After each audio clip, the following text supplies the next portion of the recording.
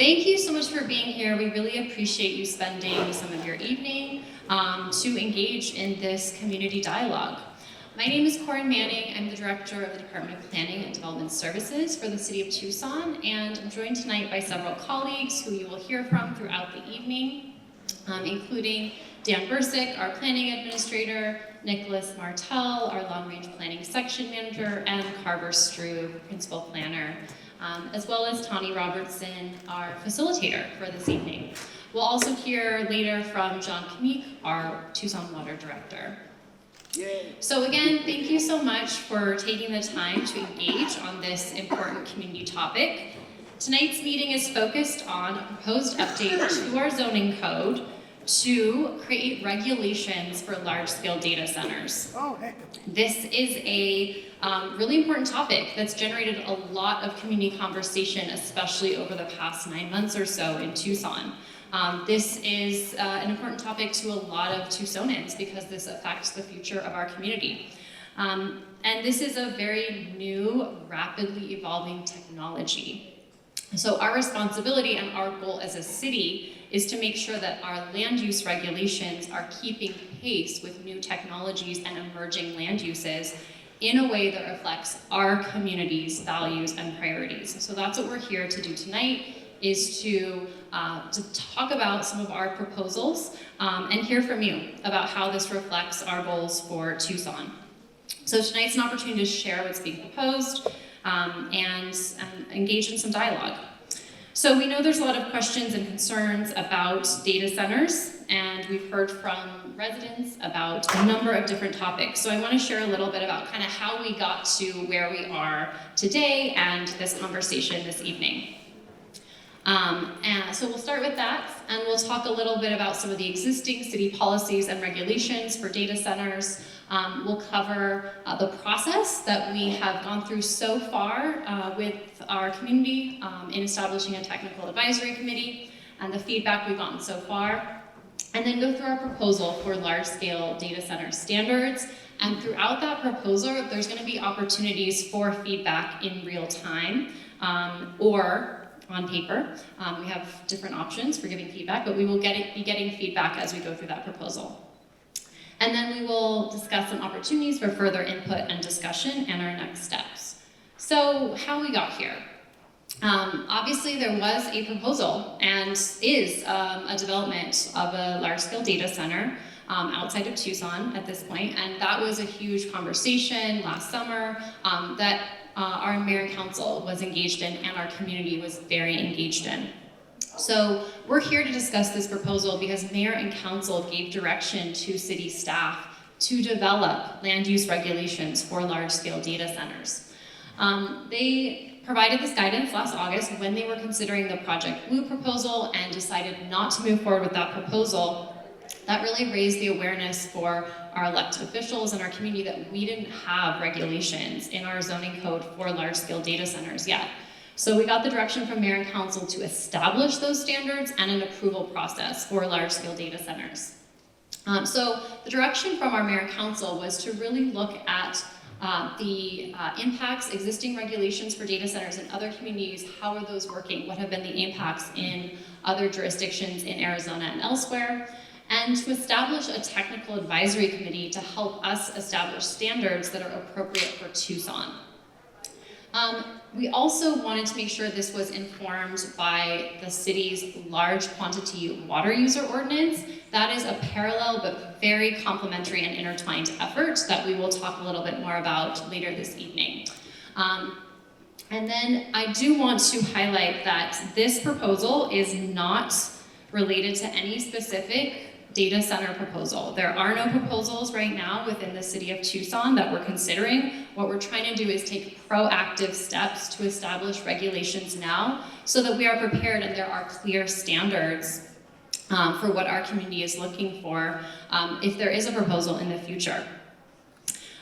Clear standards help protect our community, provide predictability, and ensure that if these facilities are proposed, they are evaluated through an appropriate, fair, and balanced land use lens. So there are a lot of regulations that shape where and how large-scale data centers are developed. That can include everything from zoning and land use regulations, to water regulations, to economic development policy.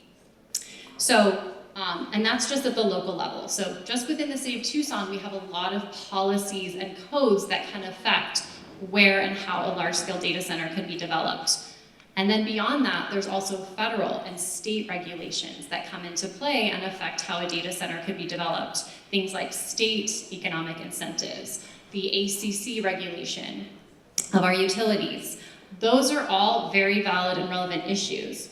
However, what we're really here to discuss tonight is what is in our purview within the City of Tucson and what is our focus right now, which is land use and zoning regulations. So zoning helps us define questions for our community like, where is this use appropriate?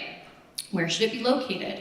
What should be the conditions for developing a certain land use? That means things like setbacks, screening, height limits, things like that.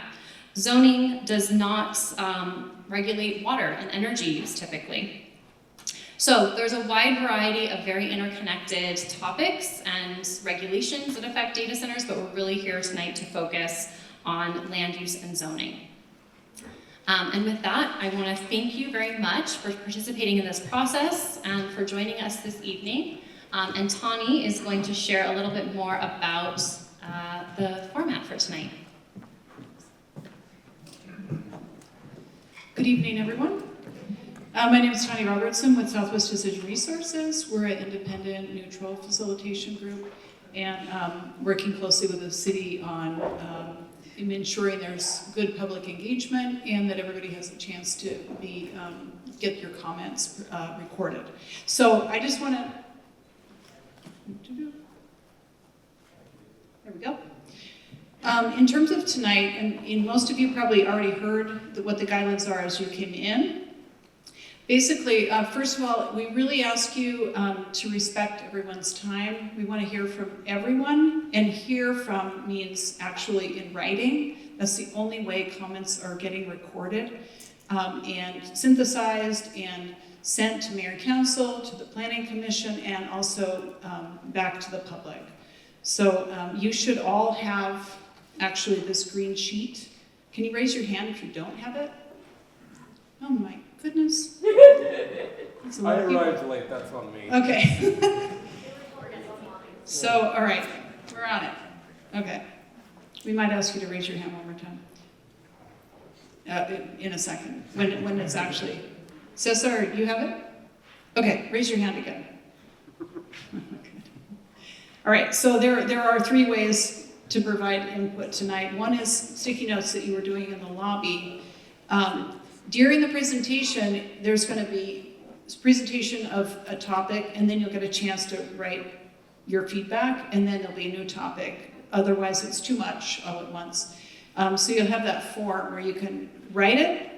There's also going to be a QR code where you're going to be able to get online, as well as a link for even later. You can take your time and respond.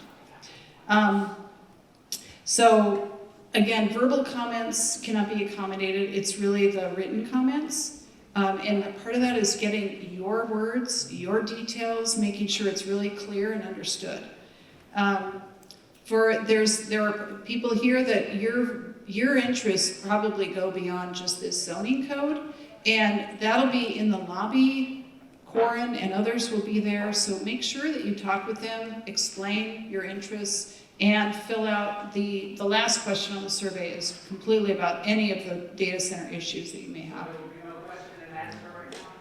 There's no question and answer right now, but we're gathering questions. All questions, this is for this, in the lobby is the conversation, the Q&A, all the dialogue you want, as well as working on submitting your questions and your thoughts and comments. In this room is going to be the presentation so that you can learn more about each of these topics and take the time. We'll give you a few minutes to record your thoughts.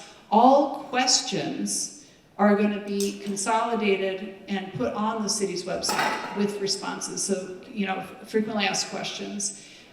We have 3 more meetings. 2 of them are virtual, 1 of them another in person. So there's going to be more opportunity in those meetings to then for the team to respond to questions that are coming up. Why are we being directed to just do this type of a format So, when it doesn't engage the entire public that's here? And their So personal we're not questions engaging that we all right need to now. know. I'm tired of being represented by a consultant firm that narrows the scope and definition of what we need to understand and what our views are and how well they're received. Okay, so, I've You been should through this come- before. yeah, we ask you, if you could please, if we had 800 people, there's no way that every single person could ask a question. We want, so, It is a government meeting. You think 800 people? okay, so we are gonna move on You have to video the capture right here. conversation. I would like to introduce With Carver. video capture, you can do Q&A.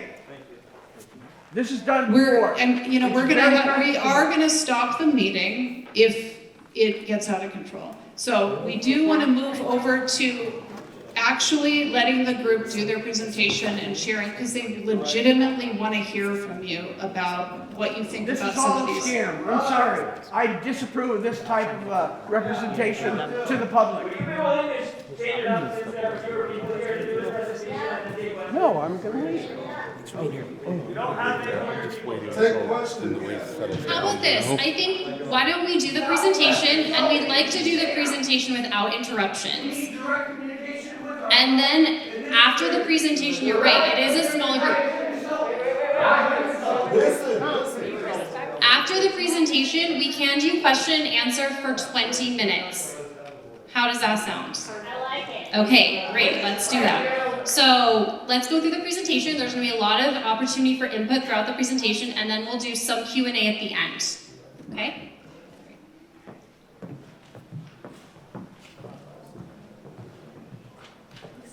All right, thank you, Corin. Thank you all for being here tonight. I really do appreciate you taking the time out of your evening to come. I want to go through a couple of things in our proposal so that you understand exactly where we're coming from and what is being proposed here, and then to provide feedback on that.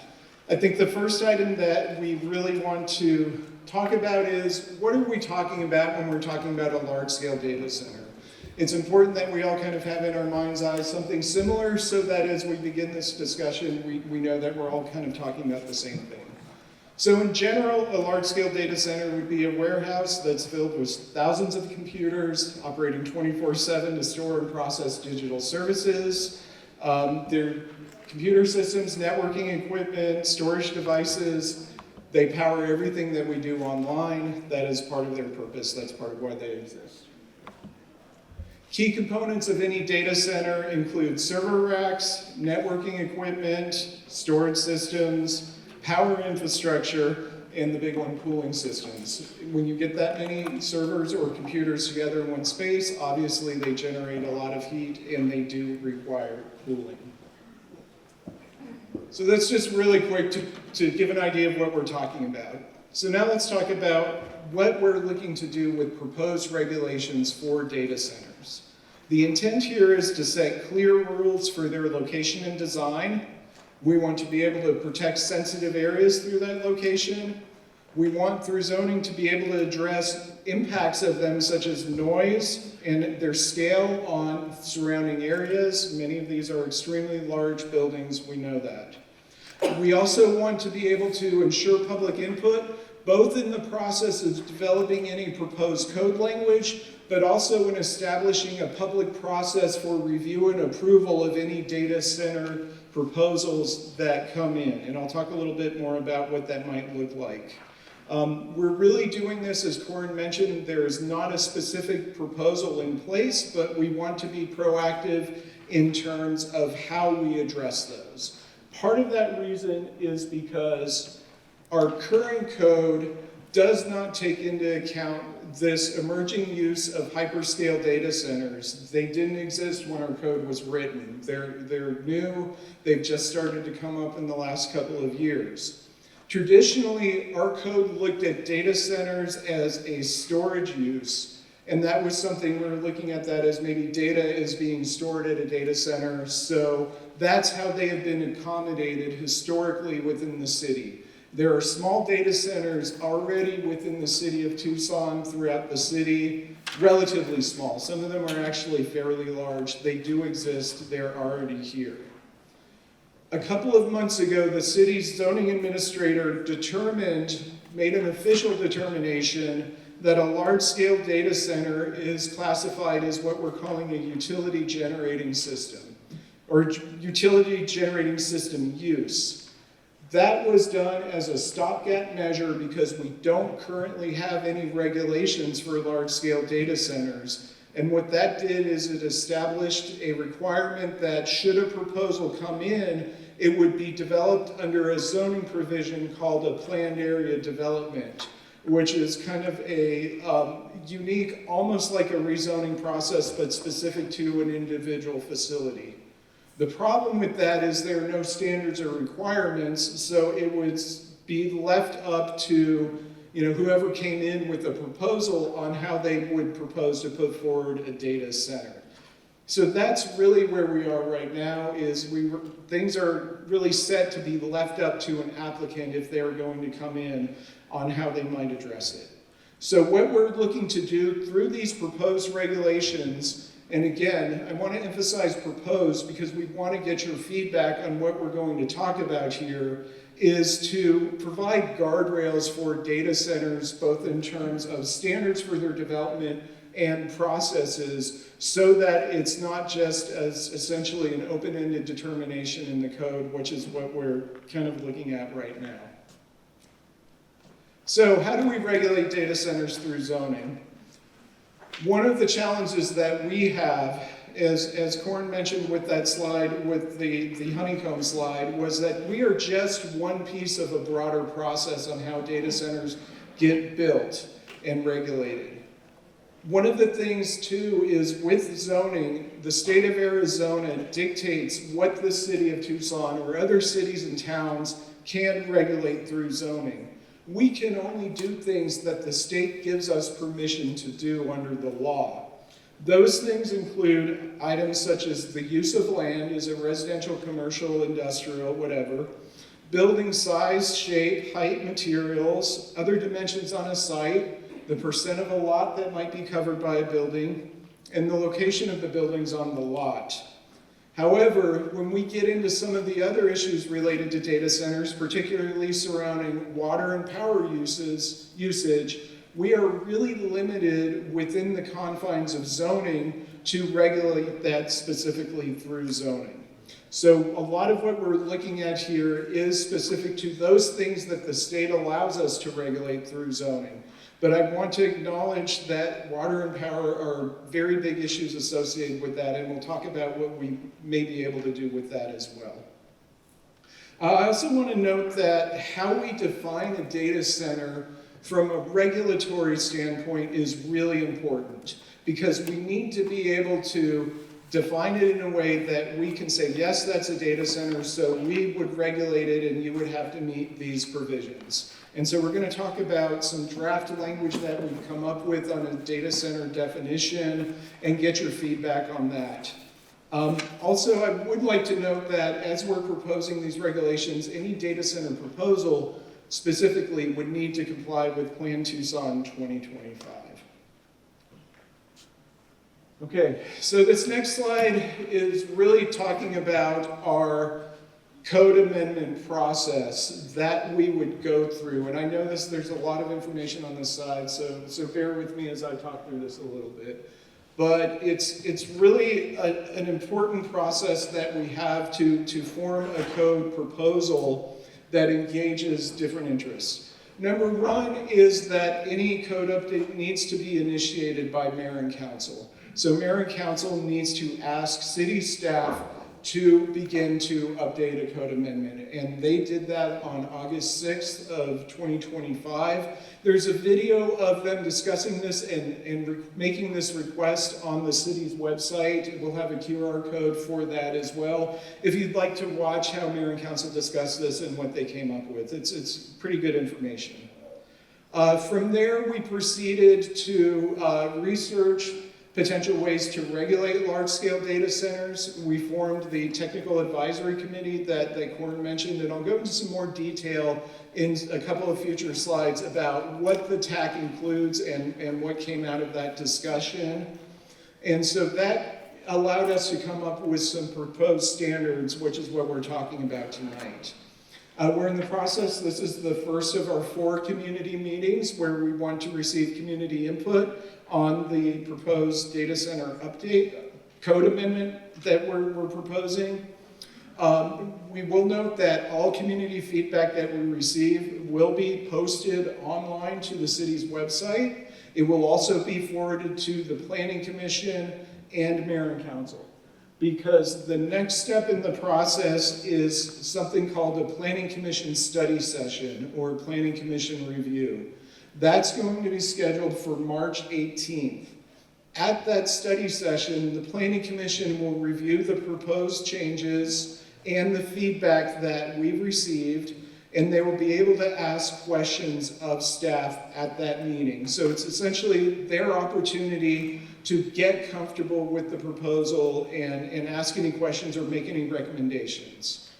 From there, we're looking potentially in April of scheduling a Planning Commission public hearing. At that public hearing, it will be a duly noticed open meeting, and the public is invited to come and speak on this issue directly to the Planning Commission. So that's another opportunity beyond the 4 meetings where public input and feedback can be provided on the proposal. So that public hearing will occur. The Planning Commission will then make a recommendation to Mayor and Council. And from there would be another public hearing at Mayor and Council where the ultimate decision would be made on the proposed code update. So I understand this is kind of a lengthy process and there are a lot of points in it, but that's by design because we want to make sure that there are opportunities throughout the process for the public to provide feedback in different ways, you know, either in the written feedback that we're really looking for this evening so that we can provide that to the decision makers, and then at the public hearing as any proposal might progress. So when we're looking at developing this proposed code package, we're looking at existing plans and policies that are in place within the city as well to help inform how these come together. We already mentioned Plan Tucson 2025. We're also looking at the Tucson Resilient Together Climate Action Plan, the city's comprehensive economic development strategy, the One Water 2100 Master Plan, the large quantity water user ordinance that's been mentioned and we'll talk about a little bit more. We're also looking at ways that this might impact our building codes, and then also other provisions that are already within our zoning code that will be relevant to how data centers might get developed. And this might be things like rainwater harvesting or existing requirements that might be associated with other provisions in the code. So one of the items that I mentioned is the large quantity water users ordinance that was adopted by Mayor and Council in August of 2025. That's intended to address large water users within the city or within the Plan Tucson service area. So John, I'd like to turn it over to you briefly to discuss this.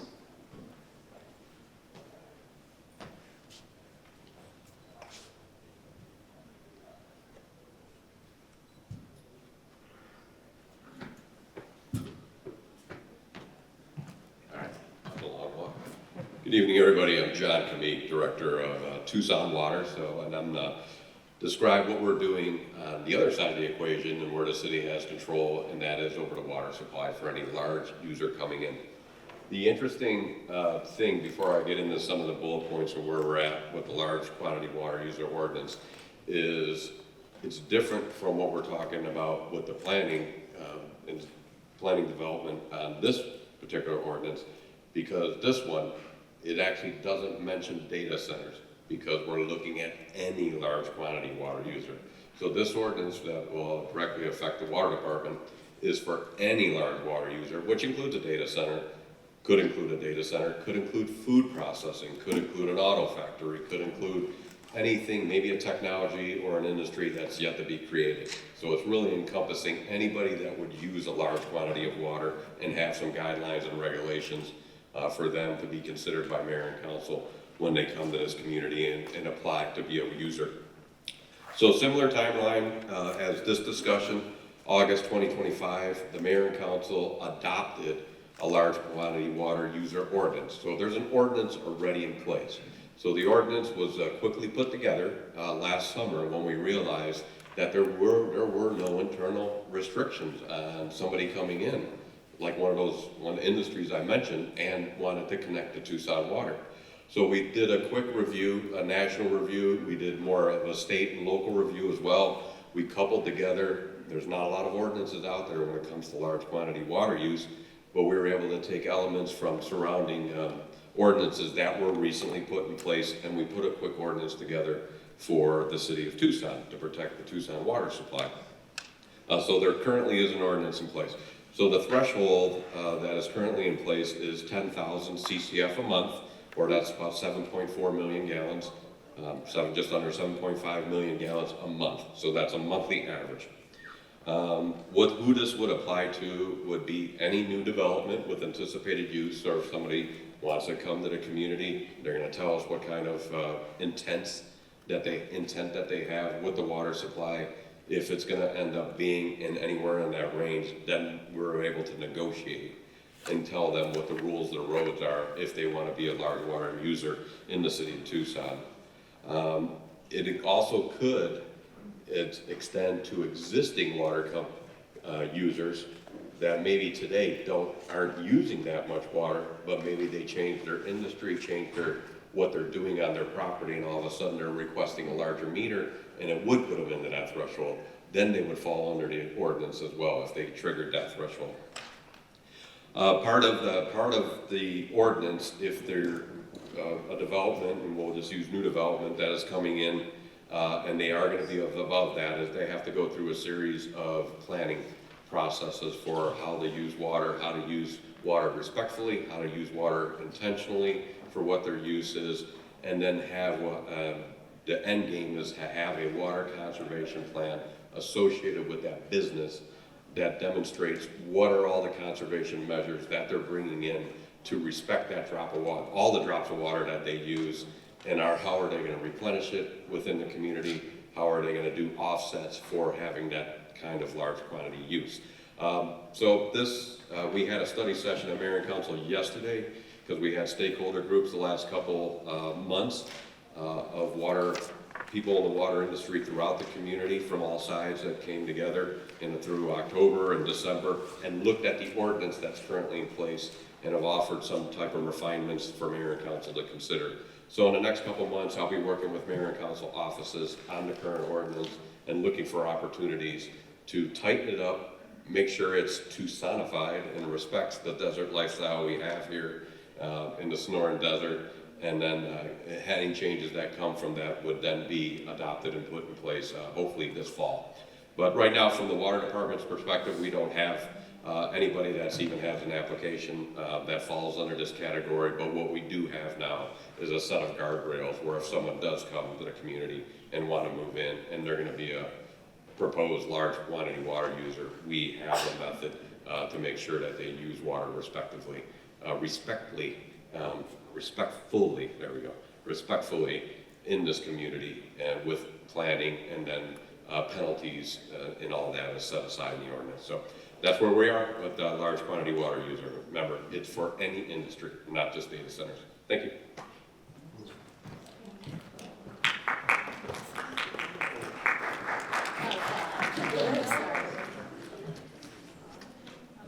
Okay.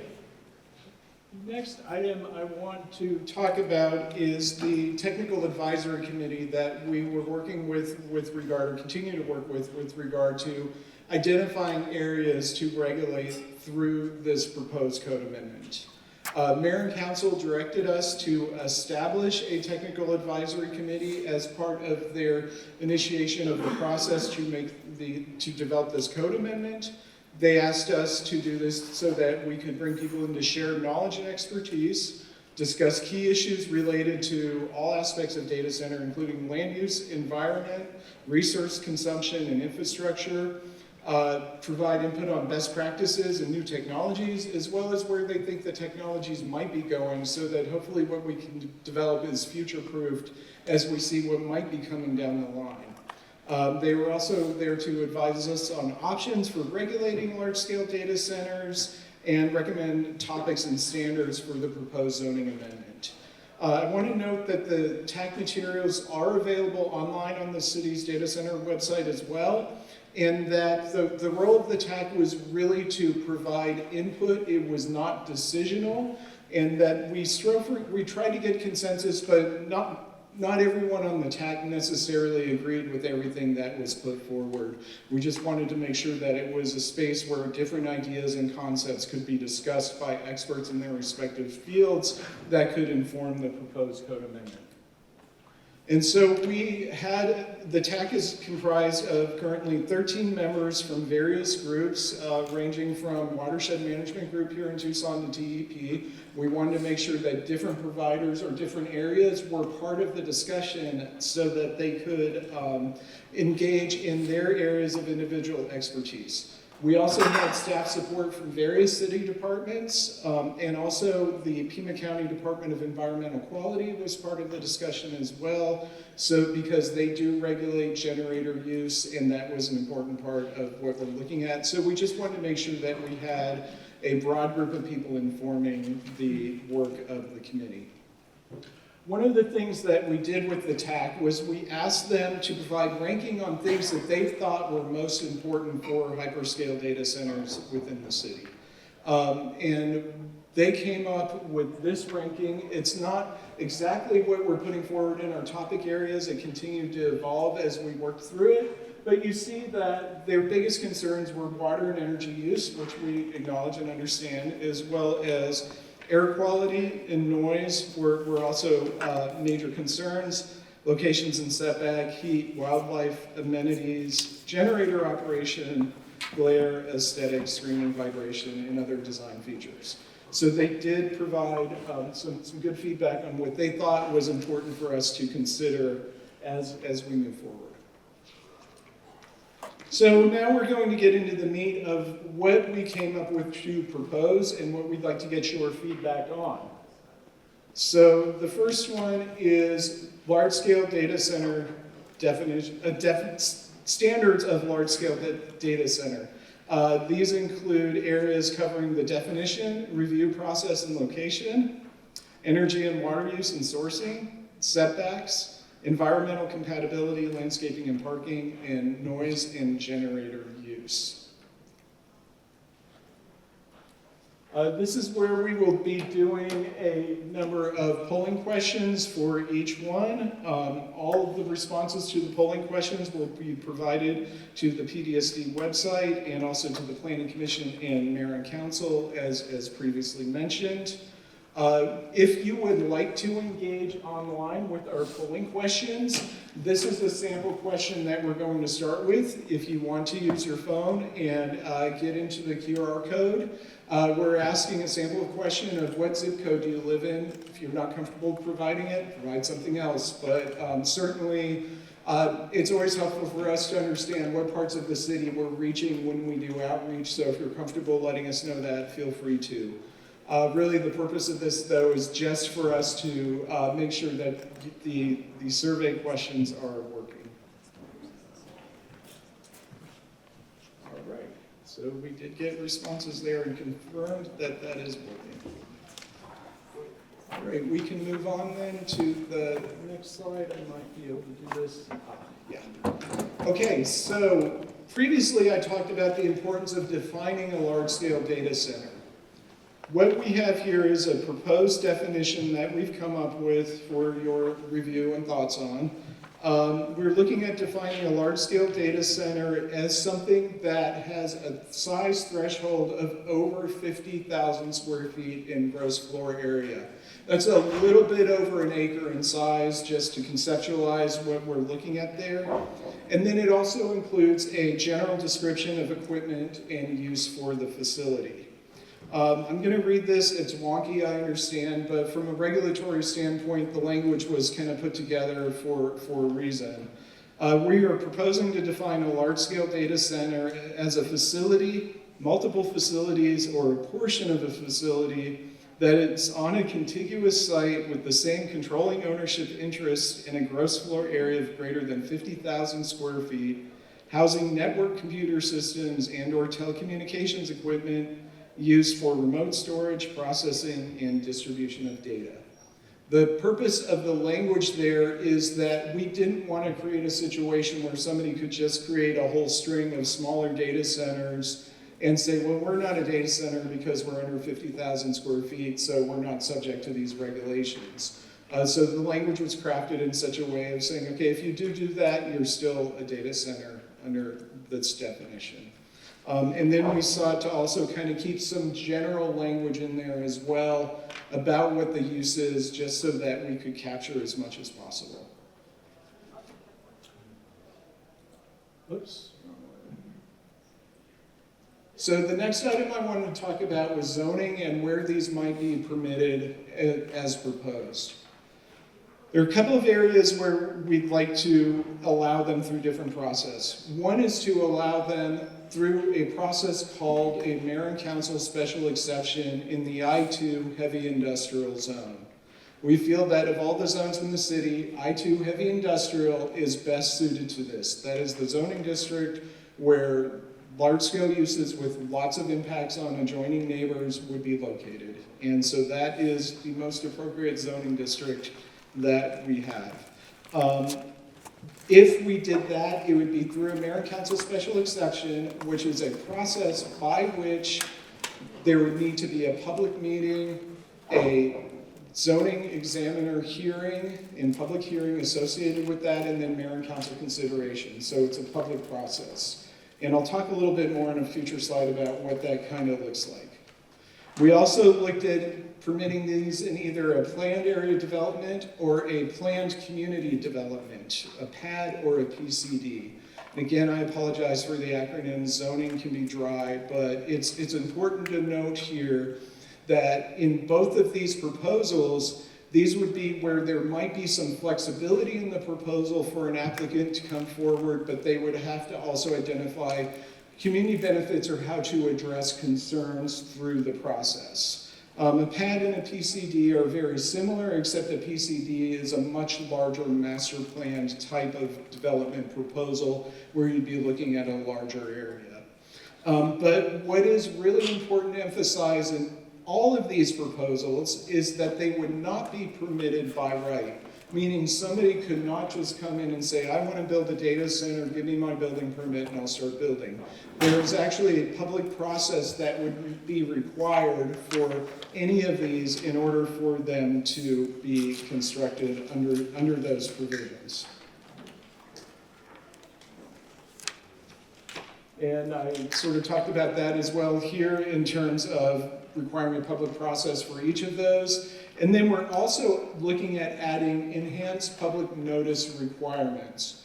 Currently under zoning for any of these processes, you have to notify property owners in writing within 400 feet of your proposed change. And then the developer would hold a neighborhood meeting. And you would also have to notify all neighborhood associations within 1 mile. We feel that because of the noise impacts of hyperscale data centers, that we would want to expand that to be consistent with the half-a-mile requirement under our existing planned community district regulations, and then notify neighborhood associations within 2 miles. So we are looking at really upping that requirement so that there's broader public participation. We also feel that given where these could potentially be located in larger lot areas, that we need a broader notice because there are a lot of times where people would not be noticed if there aren't that many people around, so we would want to expand that.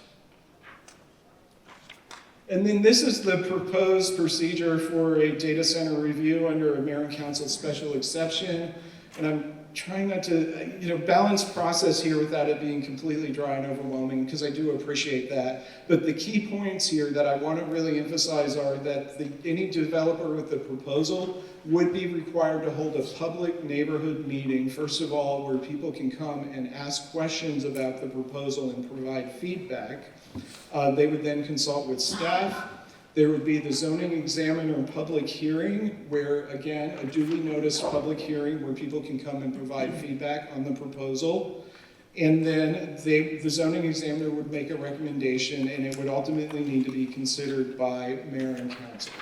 So I know that that's kind of a lot, but I just want to emphasize that we want to bake in a transparent public review process in what we propose. And so this is where the second poll comes up. So if you're comfortable either with your clipboard or your phone, please answer the first question.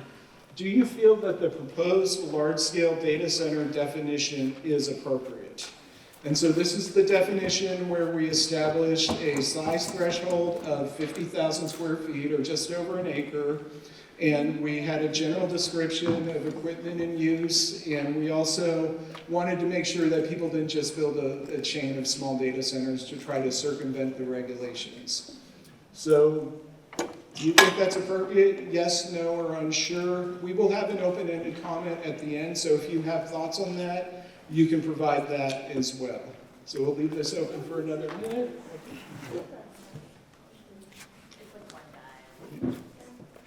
So making comments. Okay. Okay. Noise for no. Unsure. No. Unsure. Yes. Still coming in. Okay. Has everybody voted who wants to vote? Cool. Not yet. Okay. I have a lot to say. Well, so, No, no, no, no, no, no. okay, so the next question, please, is do you feel that the proposed zoning review process is appropriate? So this is the process of the mayor and council special exception, or the planned area development, or the planned community development. Are you comfortable with this? Are you not comfortable with this?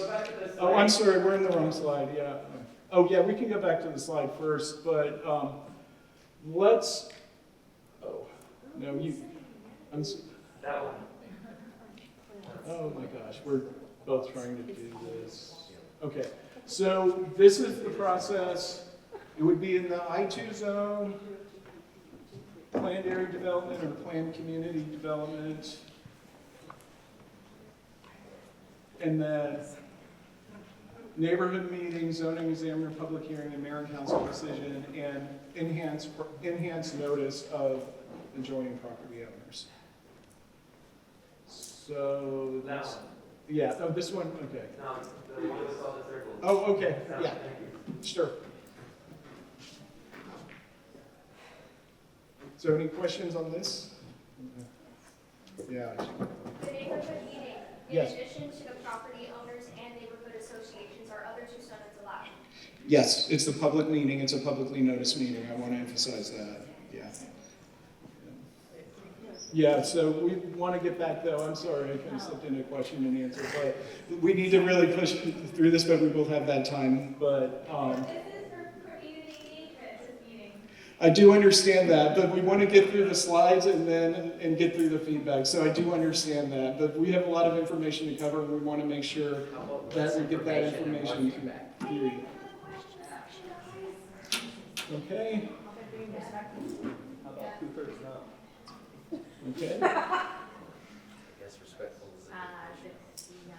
Okay, so at this point, then, those are the responses that we received, and then there is a third question that will prompt through. If you have any written comments, long-form written comments that you want to provide, please provide those. Those will be posted to the PDSD website and provided to Mayor and Council and the Planning Commission. And at this point, I'll turn it over to Dan Bursick, who can talk about water and energy consumption.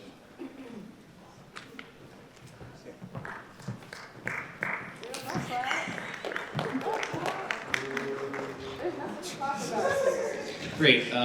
Thank you, everyone. Really appreciate, again, as Carver said, it's long and dry, but it is really important for us to talk through some of this, and then we can definitely have some question and answer and kind of work through that. So thank you for bearing with us a little bit on this. So I wanted to talk a little bit about energy consumption and sourcing. As Corin and Carver had mentioned earlier, energy consumption and water are two issues that were both at the top of that list when we talked about TAC. We've heard from numerous people in the community as it being a very important issue to people. However, there are limitations just because of regulations at state level, federal level, and limitations within zoning on what we can potentially do, at least within zoning code. And so the proposal we have in front of you are items that help to really provide, I guess, guidance for mayor and council to make an informed decision and have that information in front of them. And so what we have here is for any proposal that would come through, we are proposing that they would have to demonstrate access to adequate energy supply at the time of the application. And then they'd have to go through and disclose the proposed amount of energy and energy mix, including renewables, in those application materials. And so basically, they would have to make sure that in that proposal, when that proposal comes both to the neighborhood meeting, when it gets put in front of the zoning examiner, and when it gets put in front of mayor and council, they would have to publicly put that in front of them so they have that, that there so they can make the informed decision, mayor and council, through that process. And so while we can't necessarily regulate the actual mix, what it does, it allows you to really understand where that energy is, how much energy they're going to potentially consume when the proposal comes through, as well as really where it's coming from in doing so. Understanding that there are a lot of impacts and different impacts on different types of energy in that, and that helps to inform that decision on whether or not mayor and council would potentially either approve or deny an application as it comes through. The second item related to this is water. I know John had gone through with the large quantity water user ordinance earlier. This is something that's been running parallel to this process, and really, while it regulates all large water users, would apply potentially to large-scale data centers as well as hyperscale data centers. And really what that does is goes through and requires a water conservation plan. It has recycled water requirements if possible for that. There's requirements for offsets related to that. And then there's a process as well. And so outside of this, they would have to get approval by mayor and council. They'd have to have full review by Tucson Water in doing so to show how they are conserving water on site and how they are addressing that and offsetting water. The applicant also must demonstrate access to adequate water supply for their project as they come through, so they have to disclose that within their application. All of that would be public. None of this would be, subject to NDAs or anything. That's right. It would all be public and all be public part of the application process. And then in the situation to where a data center came in and they didn't fall underneath the large water user ordinance or the large quantity water user ordinance, there would be an additional requirement. There would be an additional requirement which would basically prohibit the use of potable water for data center cooling if they aren't subject to that. So there was concerns that came out of the TAC of the situation to where someone comes in and they just basically develop it just underneath that 10,000 CFS. This is intended to regulate that as well and make sure that they're not utilizing potable water for that if they happen to come in underneath that. So with that, we do have some more questions for you. So feel free to scan the QR code over here.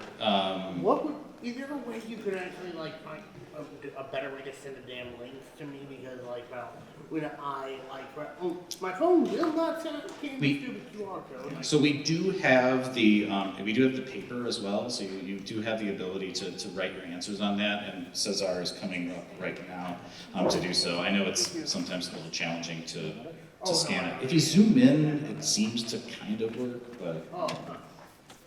We can just have a conversation and ask questions.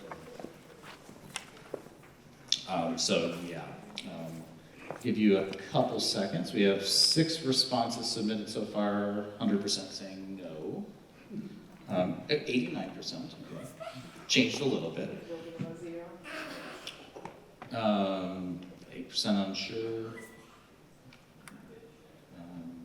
Excellent. I see a couple other people still doing so, but we'll move on to the next one in a second.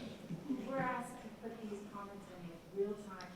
There seems to be a rush to get to judgment and then not be able to like.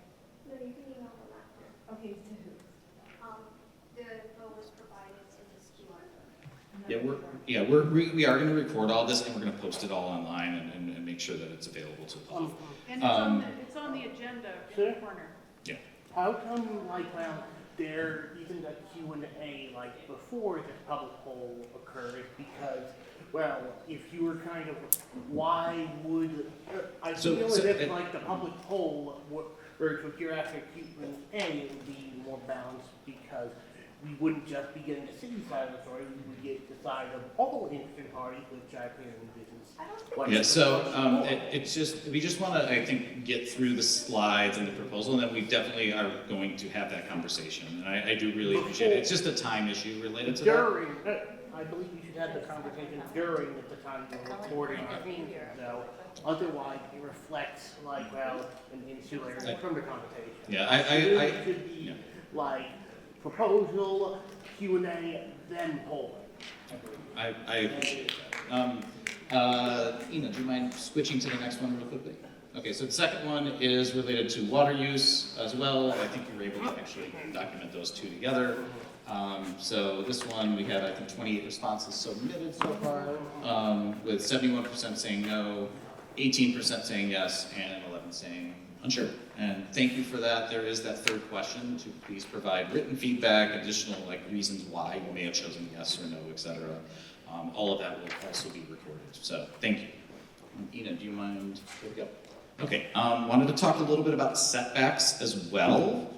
And so this is one of those tools utilized to really kind of understanding there are real impacts of these related to visual impacts, but also noise impacts potentially, potentially some heat impacts related to this and these facilities. And so this is pretty common to what we've seen, but setbacks that are being proposed on this are a 400-foot setback from data center use to urban residential areas or zones, and other noise-sensitive uses such as schools for that. There is also a requirement for a 200-foot setback for the data center use from commercial or office uses. Just understanding that these really aren't appropriate in normal commercial areas. They really don't lead to a good urban environment or anything of that sort, and you really want to, again, have those off in certain areas where it's not going to have those impacts. So that is related to proposed setbacks for this. Definitely want to get feedback on that, whether this is a large enough setback, if it's not, that type of thing. We are looking to the community to really help us to kind of, make sure that this doesn't meet the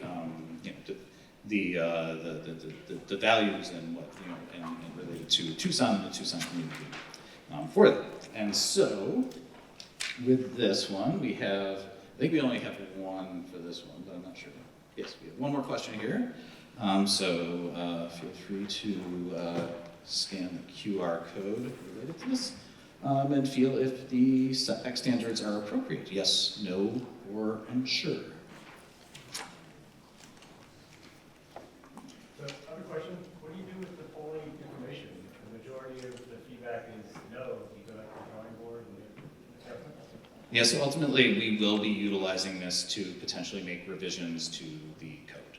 And so we will look at the yes, the no, the unsure. We'll look at the comments that were submitted on why it was chosen yes or no. And something like this, it could end up being, the 400-foot setback isn't enough. We need a 500-foot setback. We need a 1,000-foot setback, etc. And so, Make the setback the length of the property. Yeah. so anyways, but again, we are looking for feedback on that, on how we could potentially, on what we could potentially do. So, thank you. Looks like we have about 20 responses submitted so far. 80% with no, 9% with yes and 9% unsure. Excellent. Great, thank you. And with that, I'm gonna move on to the next slide. We're getting pretty close. Nick's going to talk a little bit about noise. Thank you.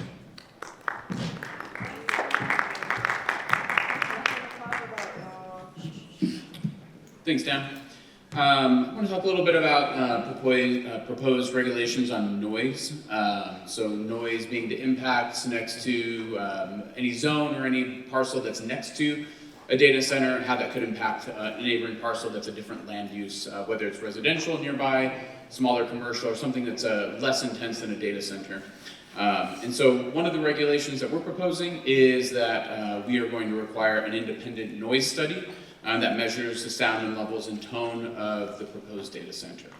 And with that, set some clear noise limits at the property line. So part of that noise study would be see what that noise looks like and how it reaches to a property line so it can have the least effect to a neighbor next to a data center.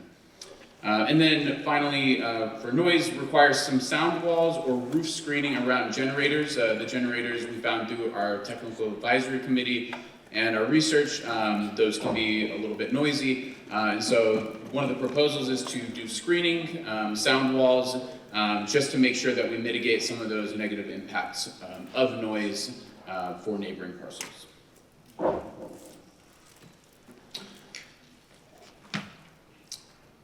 Some other proposed regulations for the generator use, which when we did some of our research, a lot of these data centers will have a generator for backup.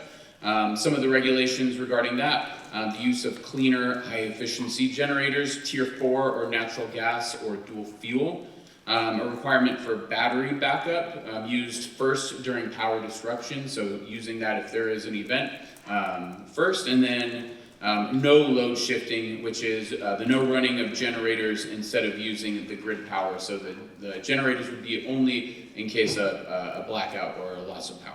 Tier 4 is diesel, right? I believe so. Is that right? Yeah, Tier 4 is diesel.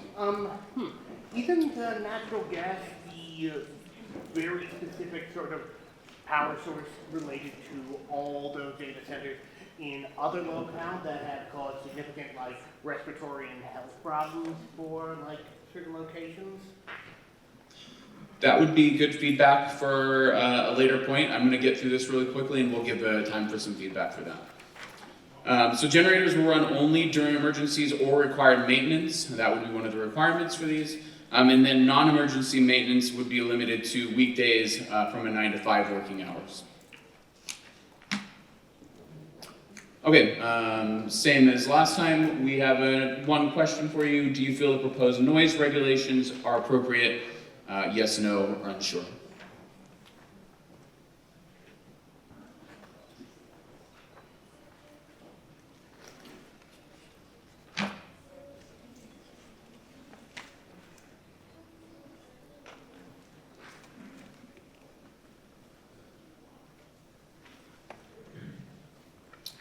So we have some no's, 7 responses. We'll give you a little bit more time.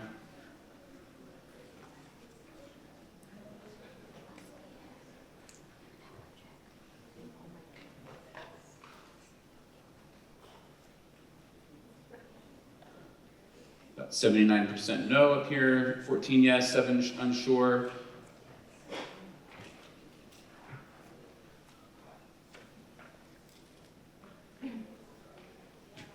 Okay, so you stalled out a little bit, so 81% no, 10% yes, 10% unsure. Appreciate all the responses here. One of the other things that zoning covers within our Unified Development Code is proposed landscaping, is landscaping and parking for use. Proposed landscaping, generally an aesthetic thing, but can also be for native plants or planting, water harvesting. And so one of the proposals here is to require an enhanced landscaping border of 20 feet. And so it's typically a landscape border around the property of 20 feet in vegetation. And then the other is to define a minimum parking ratio. We found through some research and through our technical advisory committee that a lot of these uses don't require a lot of parking. There's not a lot of staffing at some of these data centers, essentially. And so we would be requiring a very low parking calculation. So all uses in our zoning code require some sort of parking minimum typically. This one would be a low parking minimum. That kind of decreases impervious surface throughout the areas of a data center. Excuse me. If there's a low parking maximum, would that not imply a low employment capacity? And I had supposed that this was supposed to generate a significant amount of jobs. There's other jobs that don't take no bus. We can discuss that at a later point, and this is only regulations regarding parking calculations. Okay, and then one more thing I'd like to cover is environmental compatibility. So we would require applicants to adhere to the existing ERZ, which is an environmental resource zone. So we're not proposing any changes to that. If somebody is within an environmental resource zone, they have to comply with all of the standards of that ERZ. Same with WASH, watercourse amenities, safety, and habitat. And I do want to emphasize that they would also have to adhere to our commercial rainwater harvesting, which is retention, detention of water on a site. And then all hillside development standards, so these are specialized zones that have specialized zoning. We are not proposing to make any changes to that, so if somebody is within that, they would have to adhere to all those standards.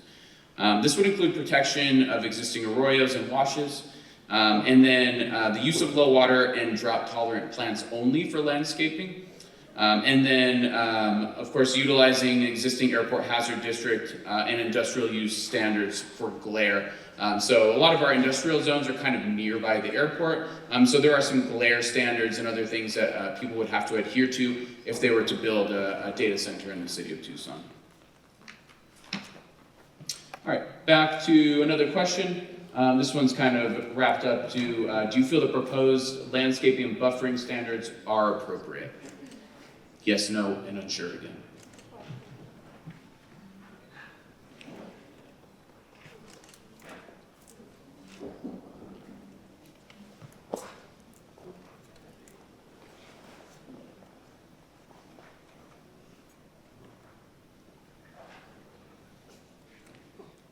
Seeing 70% no. Wait for a few more responses here.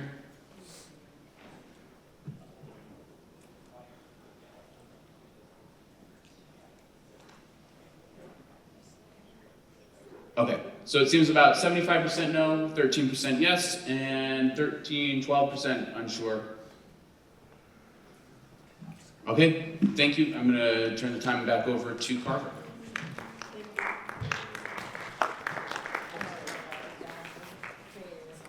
Real quick, I just want to get through these last couple of slides so that we can begin discussion. This is just important to note.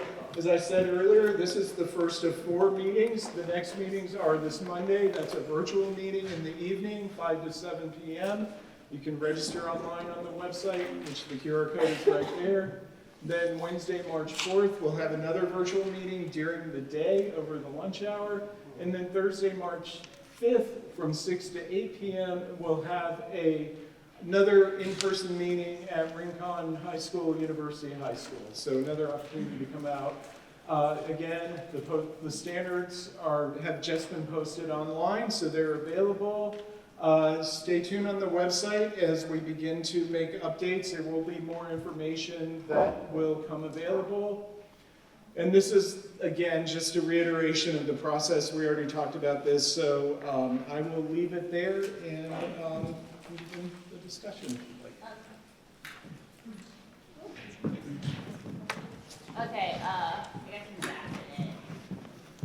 I have a question. What about data centers that are under like 50,000? Yeah. Yeah, because like this says over 50,000 square feet, and like are data centers under that accounted for already in the code? Yes, so as it is right now, and we did a scan of kind of existing data centers, and there's a number, and they've been here for a while, of data centers that are under 50,000. And really that was the threshold of like kind of the small data centers that fit within existing kind of industrial and commercial areas. So there are regulations related to that. It's really the over 50,000, the really large ones that have the huge impacts and things of that sort. And it's kind of fundamentally a different impact on the community. Okay, just before we continue on the questions, we'll do under 60 seconds because we want to make sure you have a lot of questions and that they'll answer it. And I'll just be calling on you more or less in order that you raise your hand. So in the back, let's just go from the back towards the front. That would be you. And just ask these guys if you can repeat the question before you answer it. Hi, my name is Vivek. I'm with the No Desert Data Center Coalition. We've been considering changing our name, but tonight it works. Because we don't want a single large-scale data center in our city of Tucson.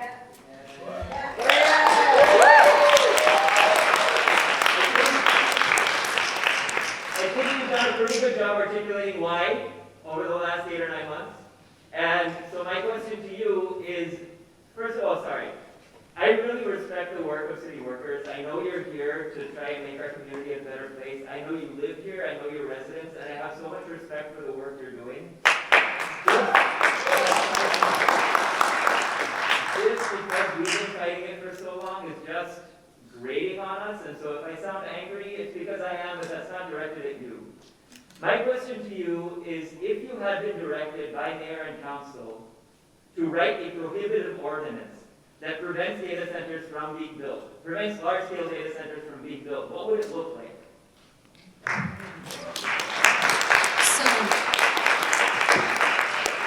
We don't have that answer because that's not the direction that we got from our mayor and council. So we do work at to implement the policy of our mayor and council. So our mayor and council is elected by the citizens of Tucson to represent their interests and make policy decisions. And then it's mayor and council's job to give direction, policy direction to staff, to the city manager, to implement through staff, to carry out the policy direction that they feel is the best for the Tucson. It's going to benefit the citizens of Tucson. So that was not our direction to prohibit data centers entirely. It was to create guardrails and regulations on where they should be allowed and under what circumstances. Manufacturing approval? Okay, wait, we're in order here. Next, right there? Yeah. Go. No, it's behind you, sorry. Okay, all right, go ahead.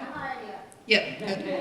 Right, my name's Glenn, and I'm also with the No Desert Data Center Coalition, and tonight, you know what, we're all working families, and we're all tired. We already did spend our day of 8 hours, and we got to come here. Unlike you, you're all getting paid, which is fine.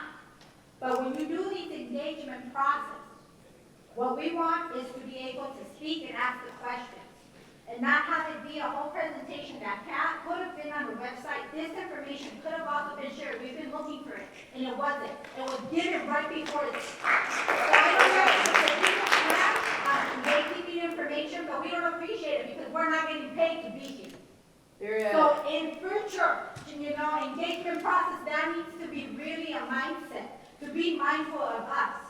Because at the end of the day, we're the ones that are electing and we're the ones that are paying you guys the salaries as well.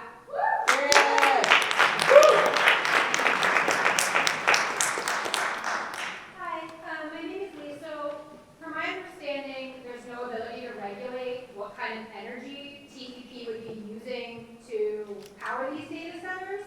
You did mention Tucson's climate plan as a part of this. So, if TEP says that they will be using fracked gas, which is not clean. I know that natural gas is cleaner or whatever, but that's not scientifically true.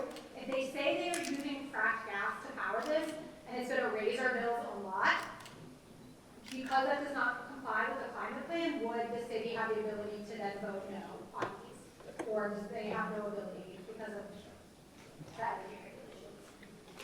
So, yeah. That's where a lot of these regulations are distinct but complementary. So in terms of land use, what we're proposing is a disclosure of what is that energy mix and what is the source, the amount of energy anticipated and sourcing. And that can be part of the conversation, but you're right, our city does not regulate, is not a utility, we don't provide power, we don't regulate power, our utility is TP and it's the ACC that really regulates that for the state. So we don't have the ability to regulate that. It can inform some of the decision making, and I know that would be the lens that our city would approach this, is our climate action plan and some of the other mayor and council policies around climate and sustainability. If we had a public power utility, would it change that? That change a lot of the policies for the city in terms of energy. DEP shouldn't even be on any of these committees. Yeah. Okay, right there, go ahead. My name is Reyes. Not part of any official group. I do want to ask, really quick, how many members are on this hack group? 13? How many of those 13 members are fully against data centers in general? I'm not entirely sure if anyone's actually had a position that they're totally against data centers. Some of the conversations have been related to, can we man them and things of that sort, but we are working under mayor and council direction as Corin had mentioned. So there have been those conversations. So it doesn't sound like it's a great mix of people. It seems like everyone on that team is for data centers. We need people who are against this. I'm sorry, it's not.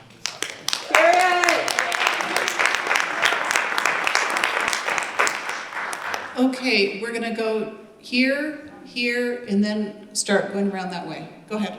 So I have a two-part question. I have two questions. So one of them is you declared 50,000, but you can actually put 5,000 servers in a 10,000 square foot space and have over 1 megawatt of energy needed for just the servers alone. So therefore, I want to know why 50,000 was chosen, and it can't be because historically what we have here, you've got to grandfather those in and move on. And then I also want to understand there's no addressment of how you're saying you're going to have these generators and we're all allowing that. The safety of that. That fuel that you're going to say for diesel, that's an explosive fuel. So you're putting people at risk and you're saying you're only going to alert people half a mile away.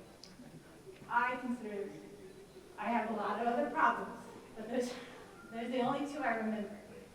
So by this feedback that you're getting and this information that I'm giving to you because I work in this field, what are you going to do with our information? Are you actually going to really take it and think that we're the experts, or are you going to take it and blow it off? Because I feel like you're going to blow it off. That's my intuition, and I hope I'm wrong. So I will say, related to the 50,000, yes, that's a starting point, right? That's where we're at right now. It's something that, obviously, the proposal is not in front of mayor and council right now. It's not there. It's something we are looking at and how that goes. I will say the reason, and we haven't seen many regulations elsewhere that actually have a size threshold. What they have is like an energy threshold, but that is very, very challenging to regulate. Enforcement on that is really, really hard.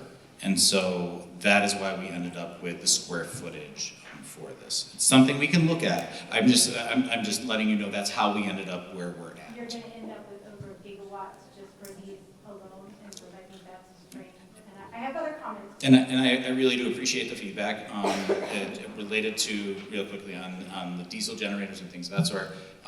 We are looking at appropriate regulations and safety regulations related to that. But again, feedback is great, and we'll take a look into that. Yeah, thank you. And do you want to just answer the question regarding actually taking the feedback seriously? Yes, we will definitely take your feedback. That is the goal. Like, the goal is to take the feedback, make revisions, work through the TAC. All of this is intended to help us to make sure that this is reflective of the community. And I appreciate that, but I'm going to say one more thing. I don't think you have experts in this field on this. I know you say you do, but I looked up some of them and they're salespeople.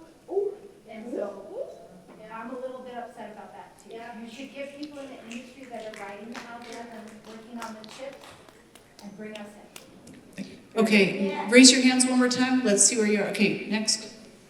I had a question I wanted to ask. I think it's really important to establish a different one first. However, as of yesterday, the town of Marana, the town next to us, the council has rejected the 2,800 referendum petitions to overturn their decision to allow Project Blue to create a data center. What is the City of Tucson's plan to work with the people and the will of the people? I think that's what we're trying to do right now, is work with our community and get feedback from the community to create regulations so that we have regulations in place for data centers. Well, that's what we're doing tonight. We're all here.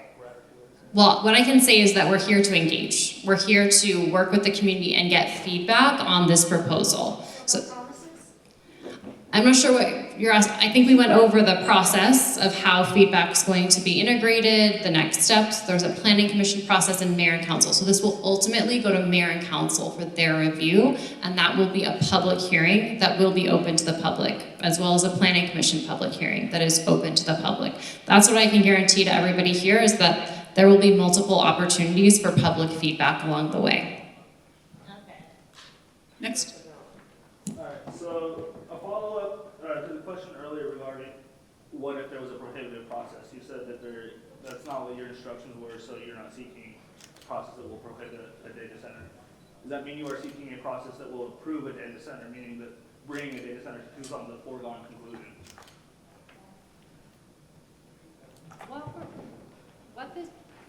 There we go. What this proposal is actually how our community would review a data center proposal in the future.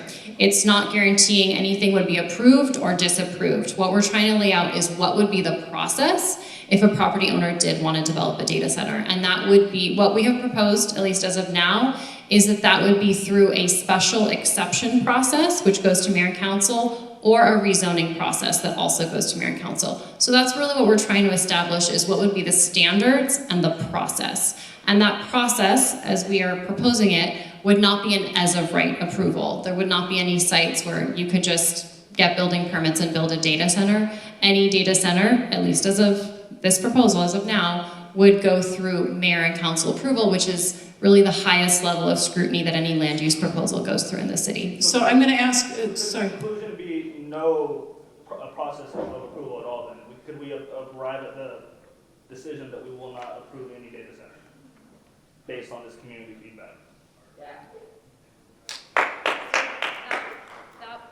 As we said, that was not the direction from our mayor and council. It was to create a framework for how this use is regulated, just like we regulate many other what are considered sometimes very impactful or undesirable land uses. So there's really no land use, almost no land use that is completely prohibited. There's usually a process, a planned area development or other process to at least propose that use and go through the process to try to seek mayor and council approval. So that's why.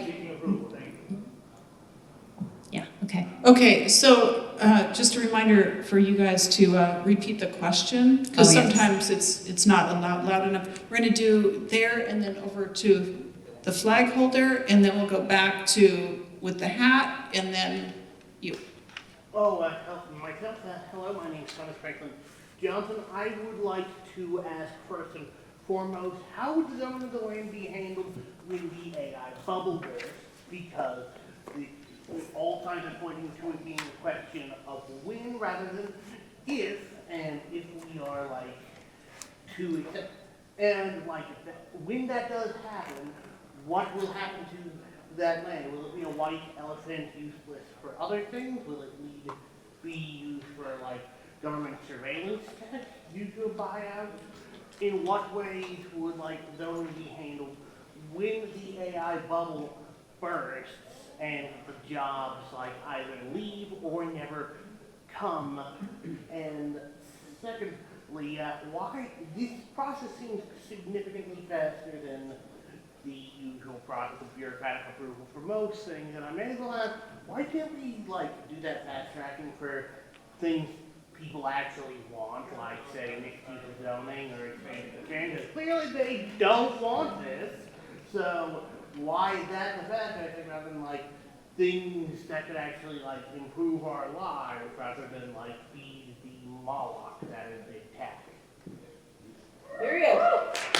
So the question was about the process and then potential bubble of data center bubble. So on the process, I will say this is a pretty typical process for a code amendment, getting community input, getting feedback on a proposal, and then going through planning commission and mayor and council. We actually did adopt some zoning regulations last year to allow mixed use development. So we've made a lot of progress in that area with our community corridors tool. So this is just, we're always working on a number of different zoning code changes at any one time. In terms of the bubble, you're right, zoning is not the only factor in terms of shaping what gets built in our community. Zoning is one piece of that picture, but a lot of it is driven by our market, our demand for data centers, for commercial uses, for multifamily development, for housing. All of that is shaped not just by zoning, but what the market, what there is a market for. So that's definitely something that could, will have an impact.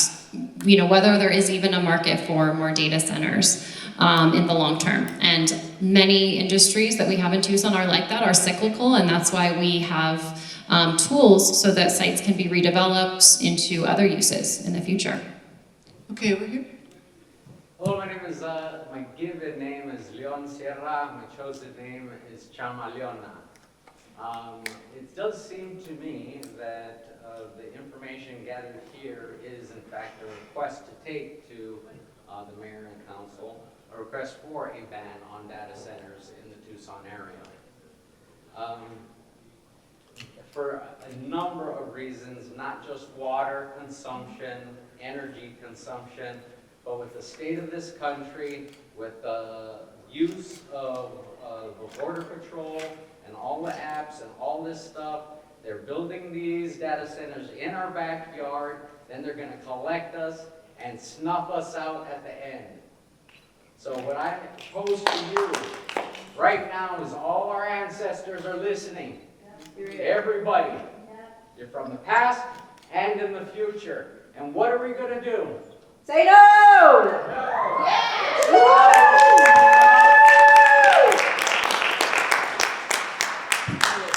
And so I ask you, will you take to the mayor and council our ask for a total ban on data centers? Sorry, data center, no, I think it should be called an information, Information harvesting. information harvesting and information concentration camp.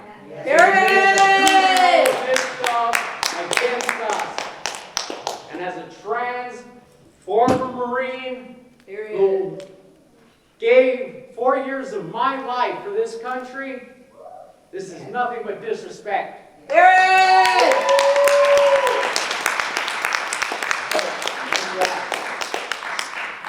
That'll definitely be part of the feedback we take to mayor and council, is that we've heard a lot of voices asking for a ban on data centers. I think that's clear. We do have just a couple more minutes because we do have a hard stop at 8 o'clock tonight. So maybe just one or two more questions. There and then you. Go ahead. I have a two-part question. How large is the largest existing data center in Tucson? Yes, that was my question. Thank you. April, I'm not entirely sure, but it's under 50,000. I know that we did it, but I don't have the number in front of me right now. How can you let us know that if we want to say the large data center should be 1 square foot larger than the existing? Yeah, so what we can do is, we are gonna put together an FAQ of all the questions and everything. We'll make sure that that gets posted as far as what the size is. Two parts. My second part, what do we have to do to stop these things from getting built or existing through this process? Period! What we have to do to make this not happen through your processes that you are creating? Yeah, so we can't answer that, but we can share. So this process is the process we apply to any code amendment. The process of getting feedback, going through our planning commission and mayor and council ultimately. And that process has very defined opportunities for input, as Carver mentioned. So one opportunity for input is this type of community engagement, getting responses to surveys and feedback at public forums like this. So that'll definitely shape the proposal going forward. And then there's opportunity for comment, the planning commission public hearing and mayor and council public hearing. Is it possible to stop this, to totally prohibit this land use through this process? Is that a possible outcome of this process? A total prohibition of this land use? Yeah, that's not something we can answer. So we're working through the process that Mayor and Council directed. That's really something for you to take to your elected officials, that position. Okay, yes? I want to ask about the disposal of electronic waste. I've talked to some of the people up there, but I'd also like to ask, when that disposal happens, like right now, cities' recycling plan doesn't really account for the large amount of electronic waste that's going to be generated by graphic processor units and, in 10 years, a football-sized data center. And I wonder if, John, if that's your name, if you have any ideas, like the difference between our small amount of electronic recycling now and what's going to happen and who's regulating it. No, yeah, I don't. And anybody know? So we need to have you help us find. Great question. We'll add that to the list of questions. So we are at 8. Make sure, I mean, this has been videoed, etc., but make sure the questions you asked and the specific rationale for the kinds of things you're saying, you type up and submit so that it really does get in the record. We're going to move to the lobby, and the staff will stay, so you can have follow-up questions out there, but we do have to leave this room